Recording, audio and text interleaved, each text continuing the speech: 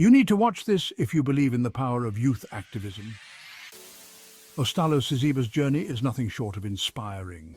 Ostallos, spokesperson for the Citizens Coalition for Change, has been celebrated for his relentless fight for democracy and human rights in Zimbabwe.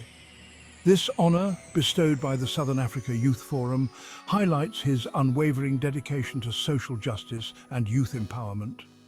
From his early days as a fearless student activist to becoming a key figure in the Citizens Coalition for Change, Sabc's journey has been marked by courage and resilience.